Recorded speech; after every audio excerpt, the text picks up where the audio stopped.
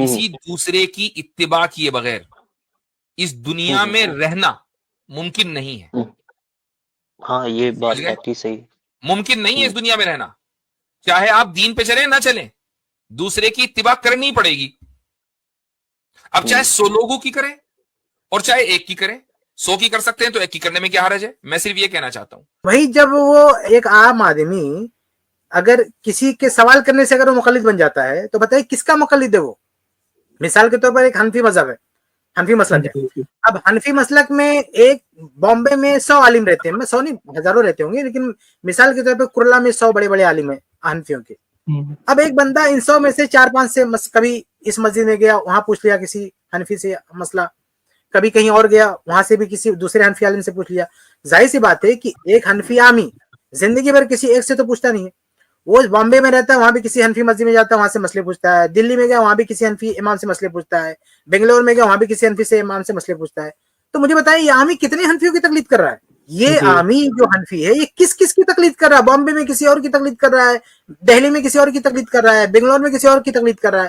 وہ امام ابو حنیفہ رحمۃ اللہ کی تقلید کہاں کر رہا ہے جب اسے کچھ نہیں پتا میرے بھائی. اسے نہ قرآن کا پتا نہ حدیث کا پتا. تو جو آدمی قرآن نہیں سمجھ سکتا ہے, جو آدمی حدیث نہیں سمجھ سکتا ہے, اس کے پاس اتنی صلاحیت آ گئی کہ فقہی کتابوں کو سمجھ سکتا ہے. یعنی وہ کان پھٹک کے نکال سکتا ہے کہ ابو حنیفہ کا قول کون ہے, یہ صحیح بتا رہا ہے کہ نہیں بتا رہا ہے.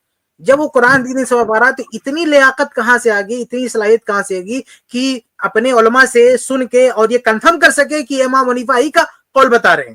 نہیں کنفرم کر سکتا نا. یعنی یہ علماء احناف ابو حنیفہ رحم اللہ ہی کا قول بتا رہے ہیں, یہ کنفرم نہیں کر سکتا. اور فقہ مسلک کے جو حنفی ہے وہ سب ابو حنیفہ رحم اللہ کا قول نہیں ہے.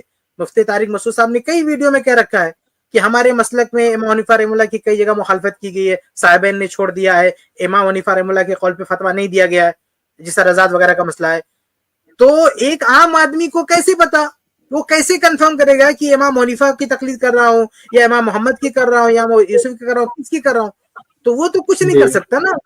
تو اگر آپ یہ کہتے ہو کہ ایک عام آدمی کا مقلد بنے کوئی چارہ نہیں ہے, تو میرے اس سوال کا کوئی جواب مجھے دے, پھر وہ کس کا مقلد بنے گا؟ امام شافعی کا, امام مالک کا؟ ظاہر سی بات ہے ان کی قبر میں جا کے ان سے پوچھ نہیں سکتا, یہ لوگ دنیا سے جا چکے. تو آج کسی چلتے پھرتے شافعی سے پوچھے گا نا, کسی چلتے پھرتے حنفی سے پوچھے گا, تو حنفی سے پوچھے گا تو مان لو عبداللہ نام کا حنفی ہے. اب آج کی کسی عامی شخص نے عبداللہ حنفی سے کوئی مسئلہ پوچھا فقہ حنفی کا, وہ کس کا مقلد ہے؟ ابو حنیفہ رحمہ اللہ کا کس کا؟ آپ کو کیا سمجھ میں آ رہا ہے کس کا مقلد ہے وہ؟ جی بھائی صاحب, داؤد بھائی آپ کی کیا رائے ہے کہ اگر ایک عامی ایک نارمل حنفی عالم سے مسئلہ پوچھتا ہے جو حنفی عالم ہے, تو وہ کس کا مقلد ہوگا, اس حنفی عالم کا یا امام حنیفہ رحمہ اللہ کا؟ وہ عالم کا ہی, کیونکہ اس کو تو نہیں معلوم ہے شیخ جی برابر. تو اب دوسرا سوال میرا ہے کہ کیا کوئی ایسے عامی کے بارے میں کیا یہ اسٹیٹمنٹ ان کا ملتا ہے کہ وہ ان کا مقلد کر رہا, ابو حنیفہ کا تقلید نہیں کر رہا, ان کا کر رہا؟ جی کیا ایسا ہے فقہ حنفی میں؟ کیا علماء حناف اس کو یہ مانتے ہیں کہ بھئی تو ابو حنیفہ کا مقلد نہیں ہے, تو ہمارا مقلد ہے؟ کیا وہ اس کو تسلیم کرتے ہیں؟ نہیں کرتے نا.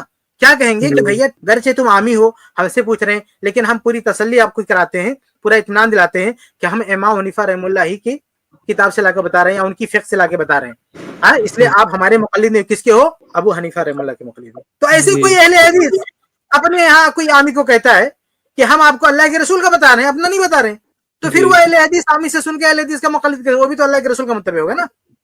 جی تو ایک عامی آدمی کے بارے میں یہ کہنا ہے کہ تقلید کے بغیر کوئی چارہ کار نہیں, تو اس کو تقلید مان کون رہا ہے؟